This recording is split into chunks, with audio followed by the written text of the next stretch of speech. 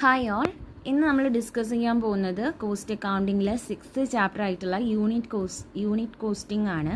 അപ്പോൾ ഇനി നമ്മൾ ഓരോ കോസ്റ്റിങ്ങിനെ കുറിച്ച് പറയാൻ പോവാണ്. ഇനി ഇതിൽ നമുക്ക് പഠിക്കാനുള്ളത് ഓരോ കോസ്റ്റിംഗ് ആണ്. Unit costing, contract costing, operating costing, process costing എന്നൊക്കെ പറഞ്ഞ് കുറേ കോസ്റ്റിംഗ് ആണ് ഇനി നമുക്ക് പഠിക്കാനുള്ളത്, ഓരോ തരത്തിലുള്ള costing.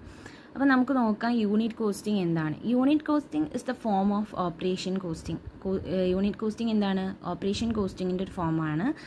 is one of the most commonly used method of costing. It is used in industries producing a single product in large scale by continuous basis. അതായത് ഒരു ഇൻഡസ്ട്രീസിലാണ് ഇത് പൊതുവായിട്ട് യൂസ് ചെയ്യാറ്.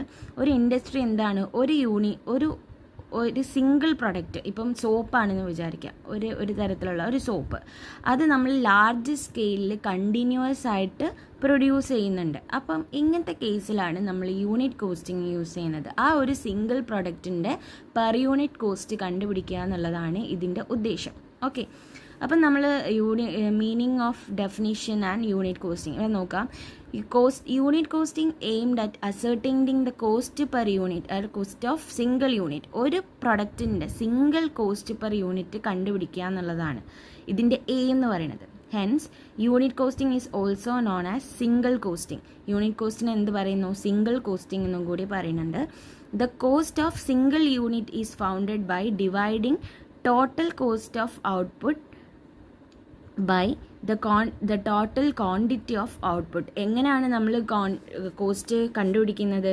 കോസ്റ്റ് പെർ യൂണിറ്റ് കണ്ടുപിടിക്കാനുള്ള ഇക്വേഷനാണ് എന്ത്? Equal to total cost of output. Okay, total cost of output divided by total quantity of output. Total quantity of output, ഇതാണ് നമ്മൾ പെർ യൂണിറ്റ് കോസ്റ്റ് കണ്ടുപിടിക്കാനുള്ള ഇക്വേഷൻ.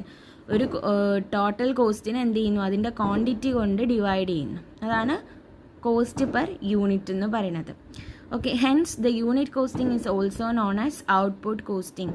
ഔട്ട്പുട്ട് കോസ്റ്റിംഗ് എന്ന് കൂടി എന്ത് പറയുന്നുണ്ട്? യൂണിറ്റ് കോസ്റ്റിങ്ങിനെ നമുക്ക് വിശേഷിപ്പിക്കാം. ഓക്കെ, ഇനി നമ്മൾ നോക്കുന്നത് അതിൻ്റെ ഫീച്ചേഴ്സ് ഓഫ് യൂണിറ്റ് കോസ്റ്റിംഗ് ആണ്. യൂണിറ്റ് കോസ്റ്റിങ്ങിൻ്റെ ഫീച്ചേഴ്സ് എന്തൊക്കെ നോക്കാം. It is used in industries where production is continuous basis. ഇൻഡസ്ട്രീസിൽ പ്രൊഡക്ഷൻ കണ്ടിന്യൂസ് ബേസിലാണ് നടക്കുന്നതെങ്കിൽ നമുക്ക് എന്ത് യൂസ് ചെയ്യാം? യൂണിറ്റ് കോസ്റ്റിംഗ് യൂസ് ചെയ്യാം. And it applied in industries producing identical or homogeneous product in large quantity. Large ക്വാണ്ടിറ്റിയിൽ ഒരേപോലെ നമുക്ക് ഐഡൻറ്റിഫൈ ചെയ്യാൻ പറ്റുന്ന, അതാണ് ഹൊമോജീനിക്കൽ ആൻഡ് ഐഡൻറ്റിക്കൽ എന്ന് പറയുന്നത്. അങ്ങനത്തെ പ്രൊഡക്റ്റുകളാണ് ഇൻഡസ്ട്രിയിൽ ഉൽപ്പാദിപ്പിക്കുന്നതെങ്കിൽ ആ ഒരു ടൈമിൽ നമുക്ക് യൂണിറ്റ് കോസ്റ്റിംഗ് യൂസ് ചെയ്യാം. Then in industries where unit costing is applicable, the cost units are physical and natural. Then the production consist of single product or a few varieties of same product. എന്താണ്? പ്രൊഡക്ഷനിൽ use ചെയ്യുന്ന ഒരു single പ്രൊഡക്റ്റോ അല്ലെങ്കിൽ varieties of പ്രൊഡക്ട്സോ ഉണ്ടെങ്കിൽ, variety of same പ്രൊഡക്റ്റിൻ്റെ varieties, ഇപ്പോൾ soap തന്നെ പലതരത്തിലുള്ള varieties ഉണ്ടാവും. ഇങ്ങനെയുള്ള കേസിലൊക്കെയാണ് നമ്മൾ യൂണിറ്റ് കോസ്റ്റിംഗ് യൂസ് ചെയ്യുന്നത്. പിന്നെന്താണ്? Only A single process is involve. ഒരു പ്രോസസ്സിൽ നമ്മൾ എന്ത് ചെയ്യണം? ആ ഒരു പ്രൊഡക്റ്റിൻ്റെ പ്രോസസ്സിങ് കഴിയണം. അങ്ങനെയുള്ള ടൈമിലുമാണ് നമ്മൾ യൂണിറ്റ് കോസ്റ്റിംഗ് എന്ത് ചെയ്യുന്നത്? യൂസ് ചെയ്യുന്നത്. ഓക്കെ, ഇനി യൂണിറ്റ് കോസ്റ്റിംഗ് അപ്ലിക്കബിൾ ആയിട്ടുള്ള ഏരിയാസ് നോക്കാം. Application of unit costing. Unit costing is applies in mines, quarries, collieries, cements, steels, bricks, breweries. ഇങ്ങനത്തെ ഏരിയാസിലൊക്കെയാണ് നമ്മൾ എന്ത് പറയുന്നത്? യൂണിറ്റ് കോസ്റ്റിംഗ് യൂസ് ചെയ്യുന്നത്. മൈൻസ്, ഖനികളിൽ, പിന്നെ ക്വാറീസിൽ, സിമെൻറ്റ് ഉണ്ടാക്കുന്ന സ്ഥലം, അത് സിമെൻറ്റ് എന്ന് പറയുന്നത് യൂണിറ്റ് ഒരേപോലെയുള്ള പ്രൊഡക്റ്റാണ്. സ്റ്റീൽ, ബ്രിക്സ്, കട്ടകൾ, പിന്നെ അങ്ങനെയുള്ള ഏരിയാസിലൊക്കെയാണ് നമ്മൾ യൂണിറ്റ് കോസ്റ്റിംഗ് യൂസ് ചെയ്യുന്നത്. ഓക്കെ, ഇനി എന്തൊക്കെയാണ് യൂണിറ്റ് കോസ്റ്റിങ്ങിൻ്റെ ഒബ്ജക്റ്റീവ്സ് എന്നാണ് ഇനി നമ്മൾ നോക്കുന്നത്.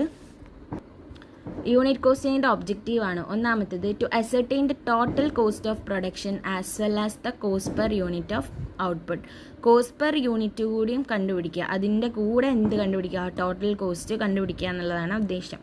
Then to make comparative study of the cost of production so as to control the cost of production. Cost of production control ചെയ്യാൻ വേണ്ടിയിട്ട് അതിനെ കമ്പാരിറ്റീവ് സ്റ്റഡി നടത്താൻ വേണ്ടിയിട്ടും നമുക്ക് എന്ത് ചെയ്യാം, അതായത് കോസ്റ്റ് കൺട്രോൾ ചെയ്യാൻ വേണ്ടിയിട്ടും കൂടിയാണ് ഇത് ചെയ്യുന്നത്. പിന്നെ to determine the selling price per unit of goods manufacture, ഒരു പ്രൊഡക്റ്റിൻ്റെ സെല്ലിംഗ് പ്രൈസ് ഫിക്സ് ചെയ്യാൻ വേണ്ടിയിട്ട്. Then to classify various cost under relevant categories and its detailed analysis. പിന്നെ എന്ത് ചെയ്യാനാണ്, നമ്മൾ ഇതിനെ വാരിയസ് കാറ്റഗറീസ് ആയിട്ട് അനലൈസ് ചെയ്യാൻ.